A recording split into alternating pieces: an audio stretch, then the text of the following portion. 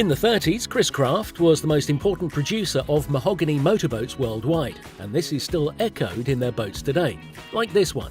It's like a classic boat that's been built today with modern materials and technology, yet it looks like a classic, made with precious touches, mirrored steel, the most luxurious upholstery, and most of all, passion.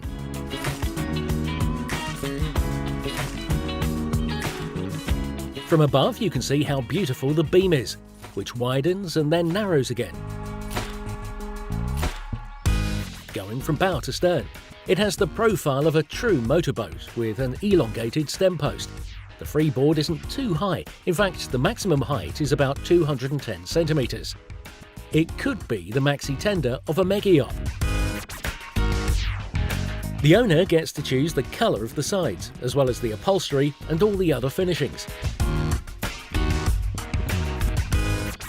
The windscreen opens in the middle, so you can get to the bridge with the help of a small but perfect ladder. The rails are steel and teak. The driver's sofa seats two and has no ends of controls. The cockpit is a room, the furnishings are of the highest quality with beautiful stitching, and the raised board is contoured. The whole area can be covered with a fold-away awning. Even the table folds out and away very easily. It's all easy, even putting on and taking off the fender. What you don't expect from a boat like this is the well-appointed living area below deck. The dining area can be converted into two berths. There's the kitchen area, the bathroom. A nice ambience thanks to all the light that filters in from the bridge. It can even be air-conditioned. Fuori è vero. So from the outside you'd say it looks like a motorboat, but inside it's a yacht, same luxurious feel, more even. But in contrast to a big boat, this one has a low Barry centre, and we all know how important that is when we're on the sea. Che sia una barca grande lo confermano anche le 12 persone trasportate. The fact it can carry 12 people goes to prove it's a big boat, and is its 700-litre petrol tank justified? Yes, especially if you choose a powerful engine.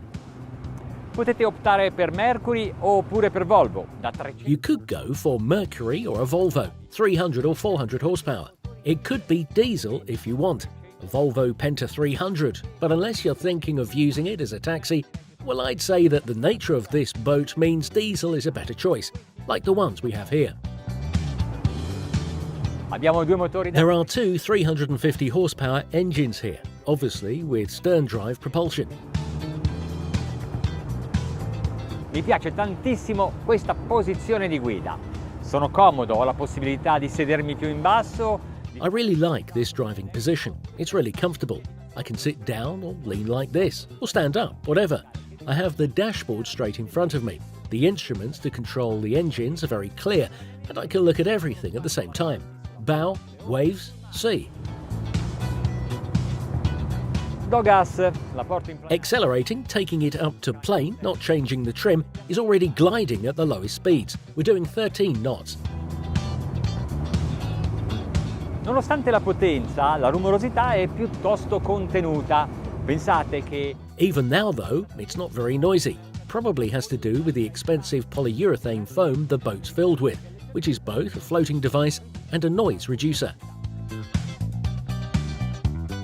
Potete allestirla come volete. Qui hanno messo il joystick di manovra e l'active. You can furnish it as you like. There's a joystick and active trim. You can easily moor up in port, and with the Mercury system, you can change the trim and incidence angle when you are actually moving. Questa è una bella scia da sci nautico. Look at that nice wake. We're doing 2,900 revs a minute and going 20 knots. Le onde non si sentono, eppure... I can't feel the waves, yet they're at the front of the boat. Ho a disposizione anche I flap, ma finora... There are flaps too, but I haven't had to use them. Siamo a 3000 giri. We're doing 3,000 revs and have already started going a little faster, 22.5 knots. Just need to change a little bit and you see the speedometer rise. Goes to show that 4 propellers are really efficient and the boat doesn't put up much resistance. And yet they decided to create a boat with a very deep V. The dead rise at the bow is 22 degrees. Sento che I motori qui si incattiviscono. The engines are getting raunchy, 3,700 revs a minute, 30 knots. Looks like you're looking at the clock, but it's the speedometer. Accusiamo le onde. The waves don't help, but you can see how smooth it is, how the boat glides.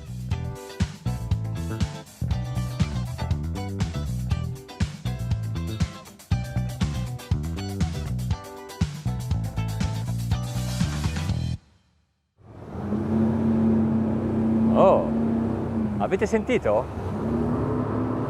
Mamma. Did you hear? What a roar. Beh, che so. Pretty satisfying. Perbacco. Il bello. The great thing is that it keeps the same course angle.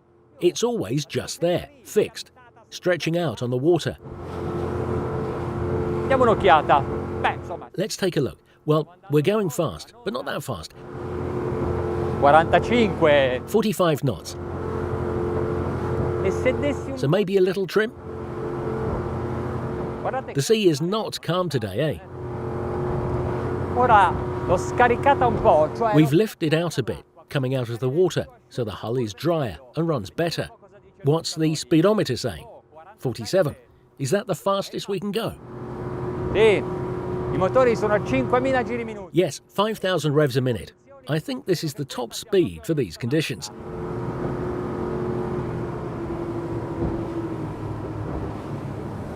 Quando sono su una barca, come questa, non scenderei più. When I'm on a boat like this, I don't want to get off, so it's lovely to see how the sea moves the boat, which is holding its course, stable, even when it's turning.